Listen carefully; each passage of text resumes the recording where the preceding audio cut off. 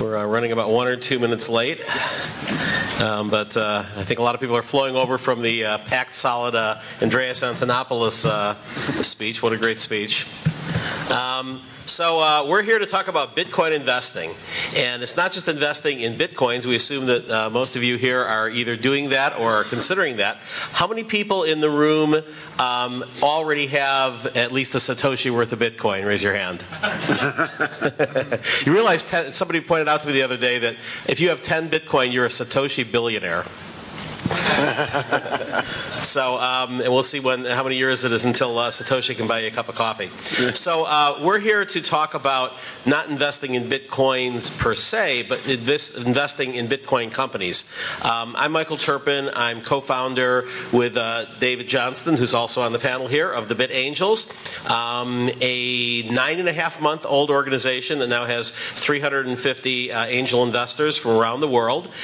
We've done 12 or 13 deals so far out of 200 companies that have approached us, and we are always looking for great new internet and Bitcoin cryptocurrency startups, from idea phase to sort of like early ramp up, and our long-term goal is to be a solution for every stage of the Bitcoin infrastructure, from seed funding, idea stage funding, to potentially Bitcoin 2.0 IPO.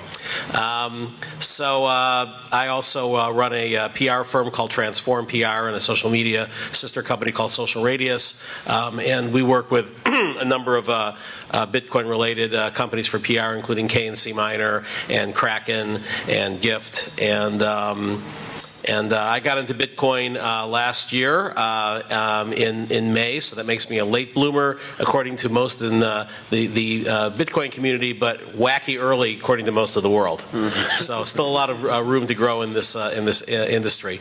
And I have a great panel here of experienced investors and experts in this space. I'll let them all tell a little bit about themselves, and sort of with the introduction, I'll have them say what your investment thesis for the year is, and then I'm going to start asking a few questions. Great, thanks, Michael. Matt Roszak. I've been in the venture capital business for the last 18 years. Initially started with Keystone Capital and then Advent International, and for the last 11 years been running my own venture capital firm. We've invested in about 25 tech companies, deployed about $100 million in areas such as cloud computing, public safety, social gaming. And I got into Bitcoin about a month after Michael, which makes me more lucky than smart at that time.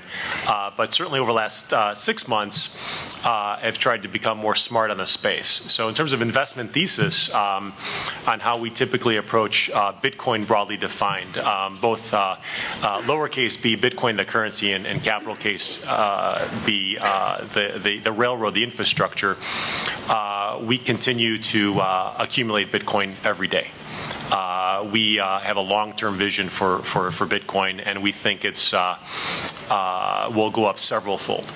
So about 2/3 of our dollar is in Bitcoin, the currency. About 1/3 is into the ecosystem.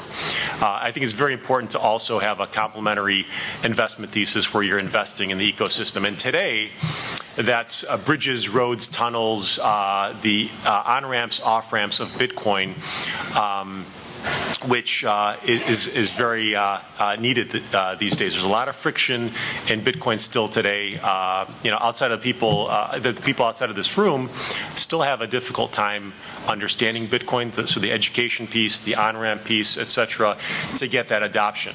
If that goes well, that has a kind of a full circle effect on the price of Bitcoin. So the more adoption will drive the price.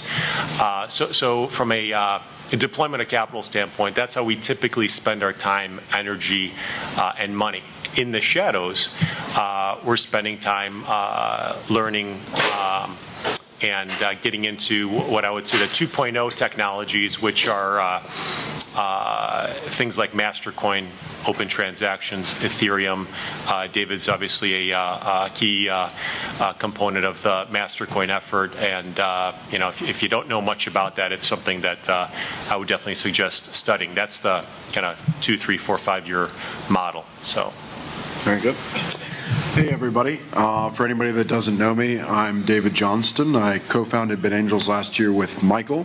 Helps a lot of times to clarify that there are two different organizations. So the BitAngels network is the group of individual investors. And as Michael mentioned, we invested around $7 million last year into 11, 12 different companies. And that's all individual investors looking at those deals. We had about 200 people apply and come through the process, and then make individual investments. So if you have a Bitcoin startup, if you want to look at Bitcoin startups for potentially investing in them, I encourage you to reach out to Samuel Maz. He's now the executive director of the BitAngels, whereas I'm spending my full-time effort now on a separate entity. We use the same branding as the BitAngels Fund. And so the fund invests as a pool into only decentralized applications. And so similar to Matt was talking about sort of these Bitcoin 2.0 companies, they're not just accepting Bitcoin, they don't just have Bitcoin as part of their process, they're actually adopting the Bitcoin model. And so for 2014, my thesis is that we can use the Bitcoin model to decentralize all sorts of things that aren't payment networks and that aren't currencies. So we're sponsoring the hackathon next door, and I hope some of you will come at 4 o'clock to see all the presentations. And everybody in that room is, for the most part, adopting this Bitcoin model of having an open source project. So it's not a company, right? There are no employees, there are no shares, it's not incorporated. It's an open source project. It has a token to monetize the use of that application, right? You have to have Bitcoins to send across the Bitcoin network. It uses a consensus mechanism. So for example, in Bitcoin, it's a proof of work to determine the state of the consensus, and it also uses a Bitcoin blockchain to distribute all of its records globally. So there's no central point of failure. That's a really incredible model that I think has been largely successful for the it's really been largely responsible for the success of Bitcoin, is the fact that you have this completely transparent, completely open source model that incentivizes all the people that contribute to it and use it. And so that's really the companies I'm excited about. I'll just give you one example. There are 3 or 4 great teams right now working to decentralize storage of data. So one of the teams in there, storage, is actually rewarding people with storage tokens for adding their hard drive space to the cloud. And that's really incredible. They're talking about disrupting Dropbox to the point of an order of magnitude less cost. Right? Because if you look at hardware costs, you look at power costs, it's a fraction of what they're charging, and we have all this unused storage space just sitting around. So like what Matt said, that's the infrastructure level stuff we're at right now. Data, compute, mesh networks, those are the things that really get me excited. So if you want to talk about decentralized applications, love to talk about that, and that's what the BitAngels Fund is focused on. So we've raised about $15 million this year to invest in those type of projects. Thank you. Hello, my name is Eddy Travia. I'm French. I've been living in China now for 9 years. I moved to Shanghai back in 2004. I was working on investment, private equity in investing in China, which was booming and at the same time a difficult market to be as a foreign investor. A very high learning curve as well. So in a way, I'm a little bit used to the fast pace of the Bitcoin world. In China at the time, you didn't want to miss a deal by a few months either. So I guess after that I worked for different funds, some of which I've created, and investing in Asia and emerging markets. And recently one of the partners now in Sitcoin, who's based in London, Hakim Mamoni, introduced me to Bitcoin. At first I was skeptical, like maybe some of you before, and then I realized what a great adventure it could be if we could join Bitcoin and the VC or the startup environment. My feeling when I learned about Bitcoin is that they could be a great wave of entrepreneurship, and that's hopefully that's what I was was looking for, and I guess that's what's happening right now. I think there is a great wave of entrepreneurship. I think it's going to grow even more, and we are very excited to be part of it. Our whole model is we raise fund in Bitcoin and we invest Bitcoin. So in that sense, we're trying to be a full Bitcoin ecosystem company. We're not holding really Bitcoin as a speculative way. We are just a channel. When Bitcoin comes in, it comes out. We invest it as soon as we can. The only thing that stops us from investing very quickly is that we still need to do legal work, before. But still, all our term sheets are in Bitcoin. We pay our lawyer in Bitcoin, and we try to pay everything we can in Bitcoin.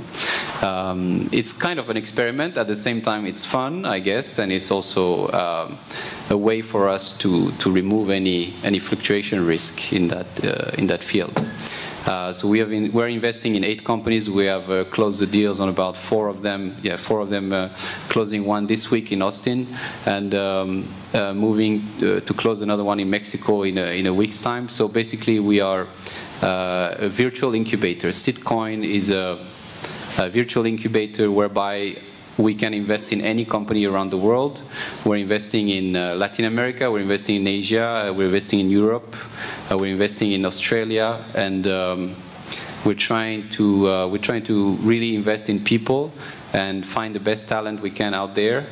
And our deal is usually about 200 to 300 Bitcoin for each startup. Hi everyone, my name is Tuur Demeester. I'm economist. I'm author of a financial newsletter. I had a newsletter in the Dutch language. Now I have a successor for that, so somebody else is writing that. Working on the launch of an English language investment newsletter. Been into Bitcoin since 2011. I was the 3rd investor in Cointerra. Interestingly enough, by the way, the first 3 investors are all Belgian. I don't know if there's a reason for that, but it's kind of an interesting thing that occurred to me a while ago. My approach is, well, my background is in Austrian economics. I co-founded the Murray Rothbard Institute, also in Belgium, translated books, focused a lot on Austrian business cycle theory, trying to understand where economic crises come from, and also then try to look back in history, what happens when there is a downturn, what happens when there's a depression, when there's defaults, what does that mean for the investor, and how do you, position yourself. And I don't feel like I know a lot of things about investing. I really like the Isaiah Berlin fable of the hedgehog and the fox that has many cunning strategies to get to his prey. But then on the other hand, there's the hedgehog who just has one very simple strategy, and that's to crawl up in a ball whenever there's a threat. And so that's kind of how I feel about my approach to investing. The big thing that I think I do know is our money is kind of broken and it's not going to get better. And in the economy, in any advanced economy, you need liquid instruments, preferably with low third-party risks. And that's why I like Bitcoin so much. And that's why I'm really hard on myself selling my Bitcoins for something else. It really has to have a lot of added value. So, also in the Bitcoin space, I really try to figure out for myself. Maybe I'm too hard on myself. I don't know. We'll see. So my thesis for 2014 is the wheels might fly off this year. It might be next year, but some wheels somewhere in the world are going to fly off. In certain countries, capital controls are going to be on the rise. We'll see more bail-ins, so more Cyprus-like situations, and that's going to be wind in the sails for Bitcoin. So my investment answer to that is just hard currency: gold, silver, Bitcoin. Very simple, actually, and we'll see whether that works or not. Hi, Adam Wyatt. I'm the COO and lead analyst for Digital Currency Research, the publisher of the Bitcoin Bull Bear. Hopefully some of you have heard of it. We're a financial newsletter as well, and I'm a market-specific specialist. I focus on market analytics and the specifics of market dynamics. As far as our company, we accept Bitcoin as payment, and we like to hold on Bitcoins. We try to use them operationally as much as we can. And so on that side, on an operational and a philosophical standpoint, we're pro-Bitcoin. However, from an analytical standpoint, we're completely market agnostic, and we cover many other markets as well. Specifically about the topic, investing in Bitcoin companies, I think that the case of Mt. Gox illustrates how important management teams are. Now, ideas are a good thing, but those ideas have to be executed by people. And so finding people that you trust and you believe in executing the idea, I think, is something that we need to look harder at as a community and something to keep in mind while investing in companies. Very good. So because we have a large panel and a short period of time, I'm not going to have everyone answer every question. I'm going to have it sort of be like the lightning round on Kramer. So whoever has the best answer first will answer, and then if anybody else in the panel feels strongly, they can sort of chime in. So I'll start with Roger Ver, who's sort of the earliest known and one of the most prolific angel investors. He was actually at our initial meeting of Bit Angels. He is a Bit Angel. And he's been in back of, like, blockchain, a number of other top success stories. He made a bet for anybody who would take it about 2.5 years ago, and he said, I am going to bet anybody who will have this bet 1,000 Bitcoins that Bitcoin will outperform the stock market, gold, and silver by 100x in the next 24 months. Nobody took that bet. And he lost it. It took 26 months for it to beat all three. And he decided, because he did technically lose it, that he would pay someone off, and he paid 1,000 Bitcoins, which was $1 million at that point, to, I think it was the Electronic Freedom Foundation. So, yeah, so. Yeah. FEE, yeah.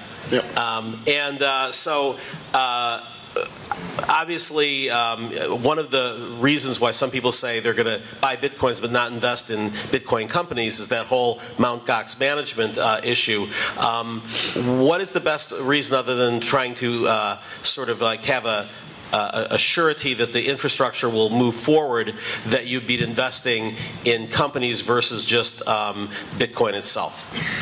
So if I can give Brock Pierce's answer, if he were here, Brock would say that if you're an experienced investor and that you know what you're doing and you're holding Bitcoin, you have a moral obligation to go and invest in the infrastructure that actually is going to make it happen. And so similar to what Matt described earlier, he said 2/3 of their holdings is in Bitcoin and they put 1/3 into the companies. Similarly, I try to take 50% of what I hold in Bitcoin and invest the other 50% back into the ecosystem. And that's how I think it should be. This is only going to work if we reinvest into the ecosystem.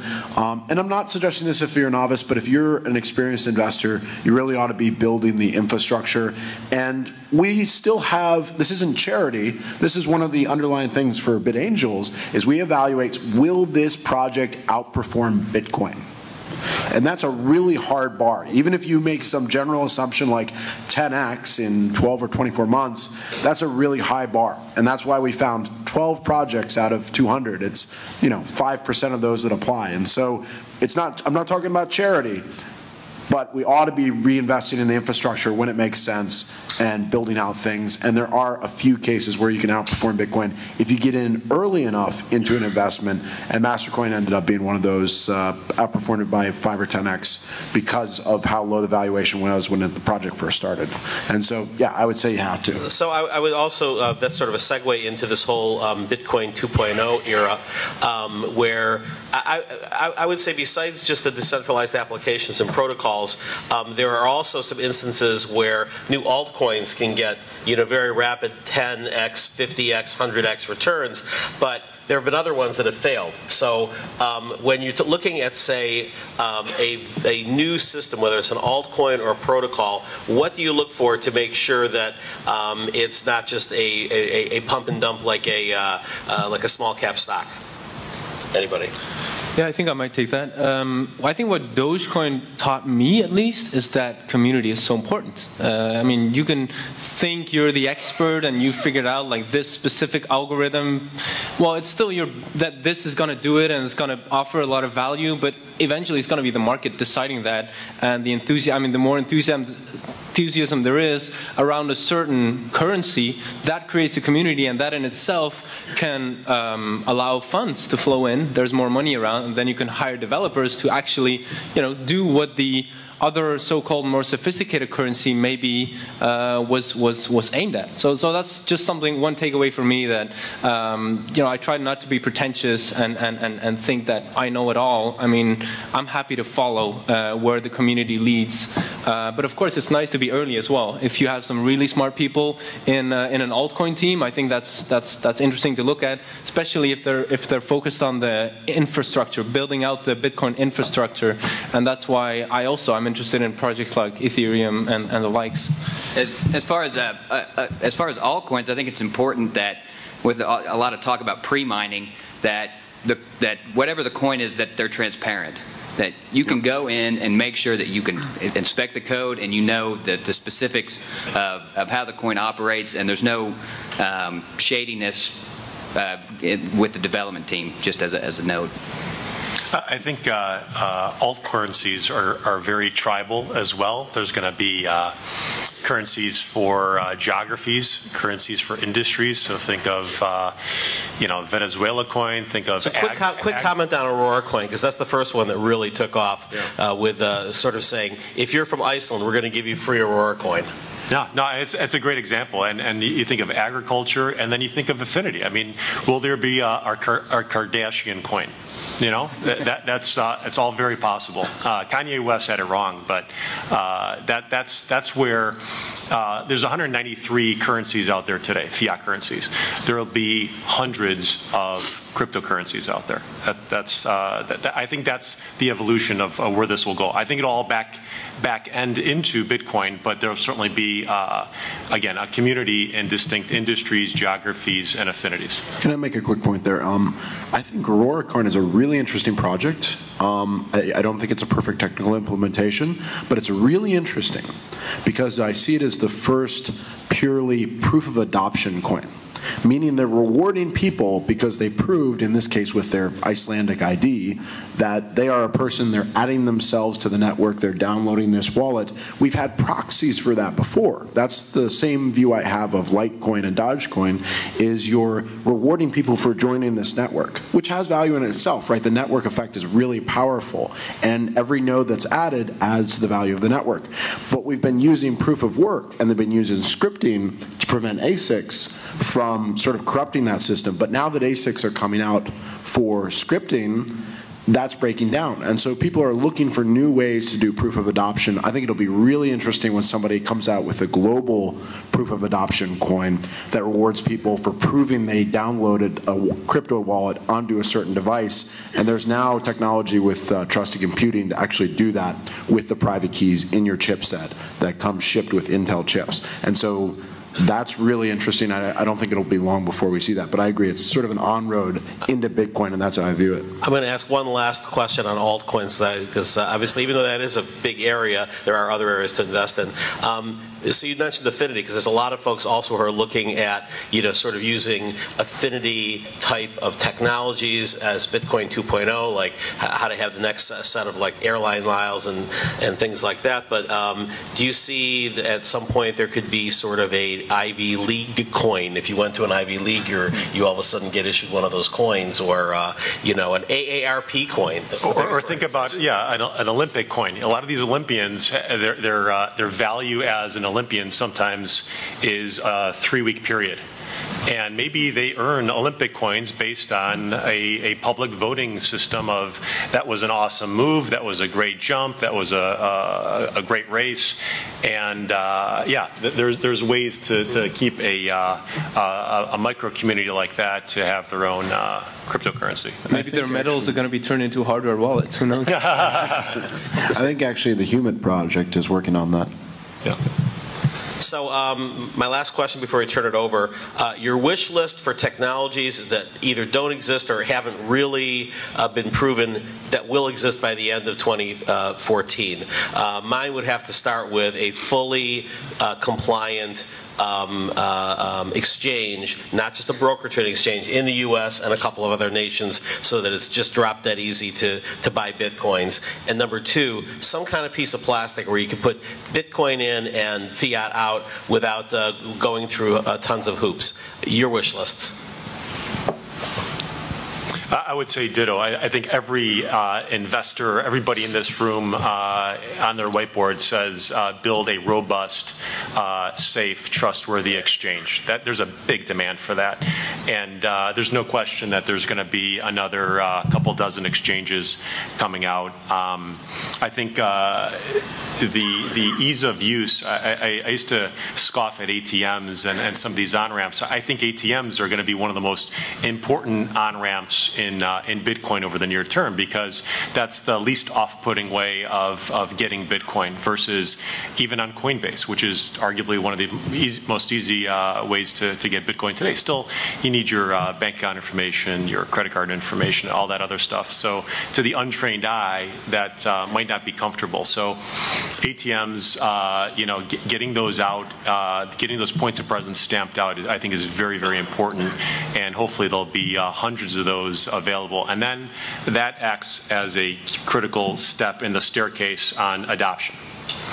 So most of my dreams for 2014 are coming true right now because we put up $1 million for the hackathon, and we got some incredible teams that flew in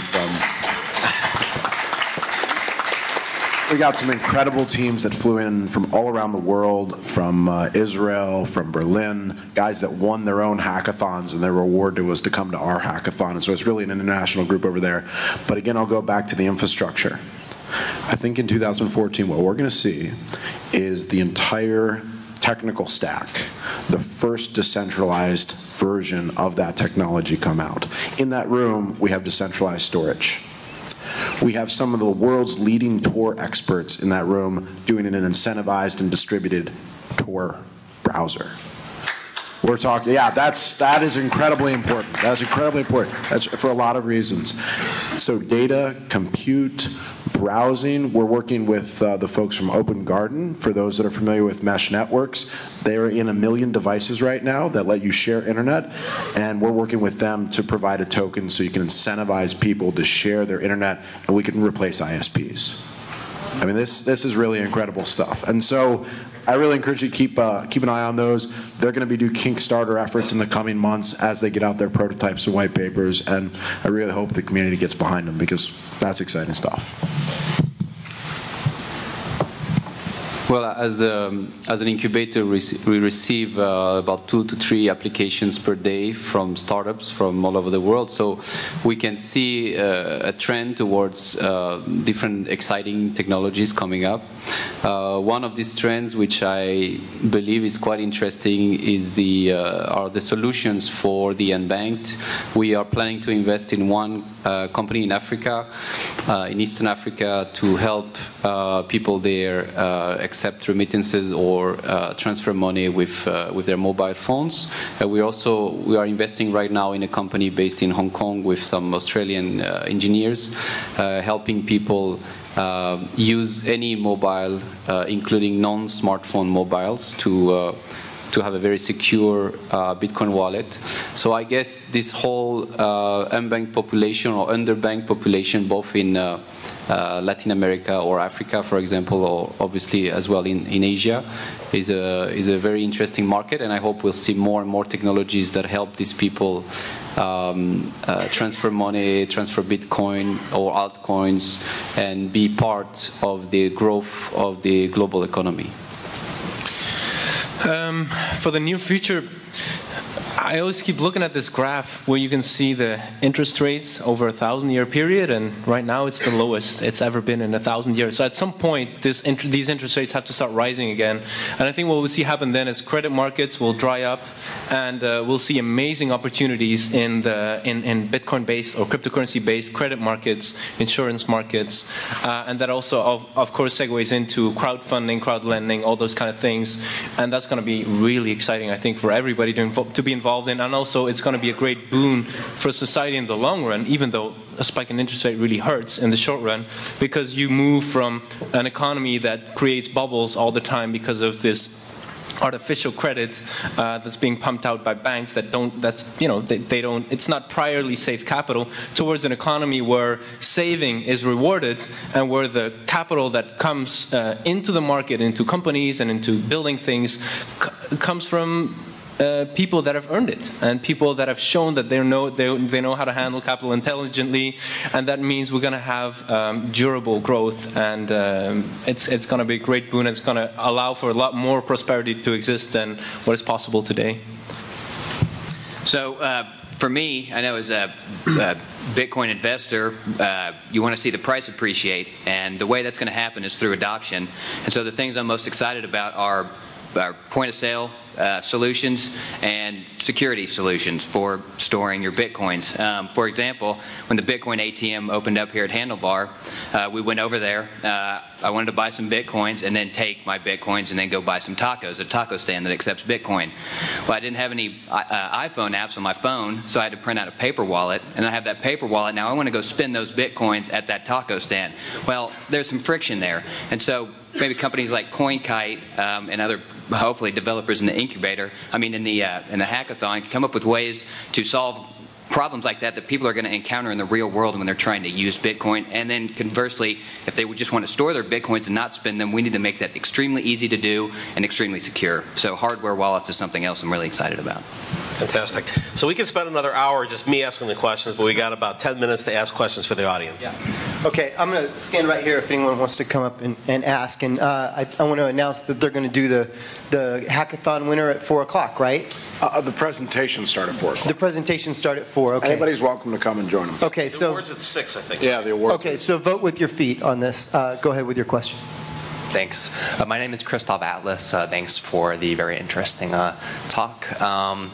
So my thing is I'm really interested in cryptocurrency privacy, and so I heard some talk about security of Bitcoin, but I'm curious, have you seen investment or developments in the areas of privacy for Bitcoin? Because right now the current state of Bitcoin is that privacy is a bit weak. It needs some improvements, but there's kind of some political slowness behind pushing this stuff into Bitcoin. So I'm curious what you've heard in this space and what you see in the future.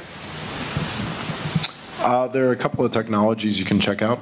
I recommend ZeroCoin if you're looking for an alternative that is really privacy focused.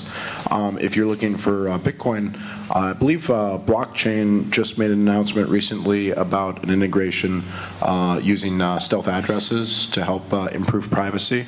You can talk to the blockchain guys about that.